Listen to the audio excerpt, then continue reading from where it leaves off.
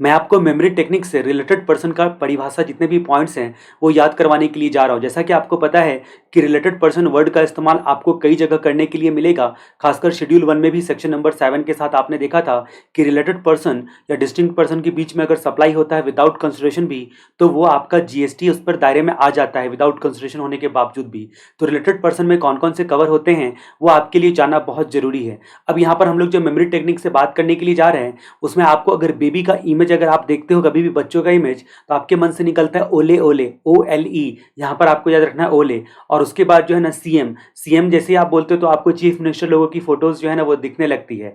तो यानी कि ओले सीएम का एजेंट है क्या? ठीक है, यानी कि O L A CM agent, O L A C M agent agent ये आपका एक्सप्लेनेशन टू सेक्शन नंबर 15 जो कि रिलेटेड पर्सन को बताता है उसमें बताया गया है। अब यहाँ पर एक एक चीज़ का मतलब हम लोग देखते हैं। ओ का मतलब ऑफिसर और डायरेक्टर एक दूसरे के बिजनेस में, एल का मतलब लीगल पार्टनर्स, और उसके बाद ई का मतलब इम्प्लॉय एम्प्लॉयर, यानी कि officer director legal partner employee employer. उसके बाद जहाँ तक बात करते हैं कि सी से हो गया 3 पॉइंट, सी से हो गया 3 पॉइंट कंट्रोल का, जो डायरेक्टली इनडायरेक्टली कंट्रोल अगर करता है थर्ड पर्सन, यानी कि अगर मान लीजिए कि थर्ड पर्सन ने 25% या उससे ज़्यादा 25% या उससे ज़्यादा वोटिंग शेयर या वोटिंग स्टॉक रखा होगा राइट के साथ, ठीक है, बोथ ए और बी कंपनी में मान लीजिए, तो दोनों आपस में रिलेटेड पर्सन कहलाएंगे, दोनों आपस में रिलेटेड पर्सन कहलाएंगे।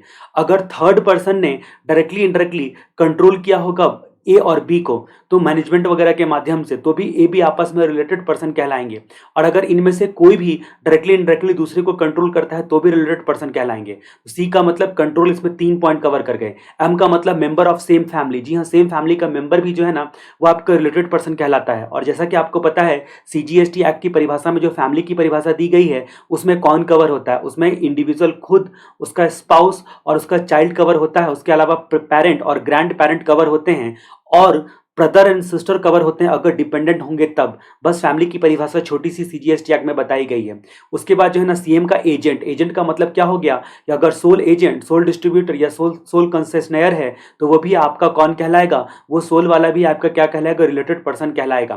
तो एक बार आप इस डेफिनेशन को देख सकते हो। जी हाँ, आपके सामने में खुला हुआ है सेक्शन नंबर 15 जो कि वैल्यूएशन का सेक्शन है, उसका एक्सप्लेनेशन रिलेटेड पर्सन को बताता है, जिसमें आपने देखा ओ एल ई यानी कि ऑफिसर और डायरेक्टर एक दूसरे के बिजनेस में। उसके बाद legal recognise partners, employer employee, और उसके बाद आपने देखा कि डायरेक्टली इनडायरेक्टली कंट्रोल, कंट्रोल वाला 3 पॉइंट लगातार आएगा। कंट्रोल या होल्ड करता है 25% या उससे ज्यादा आउटस्टैंडिंग वोटिंग स्टॉक या शेयर।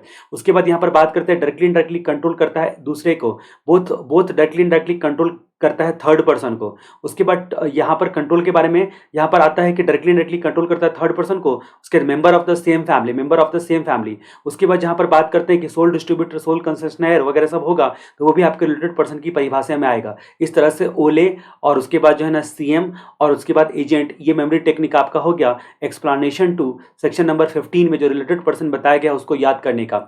इसी तरह की छोटी छोटी वीडियोस जिससे आपका नॉलेज भी गेन होगा और आपको जो है ना चीज़ें याद भी हो जाएंगी। इधर उधर की फालतू छोटी छोटी शॉर्ट्स वीडियोस देख के कोई फ़ायदा नहीं होता है, और अगर इनको देखोगे तो आपके लिए बहुत काम आएगा और आपको चीज़ें धीरे धीरे याद हो जाएंगी, आपका नॉलेज बढ़ेगा। तो मैं उम्मीद करता हूँ कि आप हमारे साथ बने हुए रहोगे। अगले मेमोरी टेक्निक के साथ हम आपसे मिलते हैं, तब तक के लिए जय राम जी की।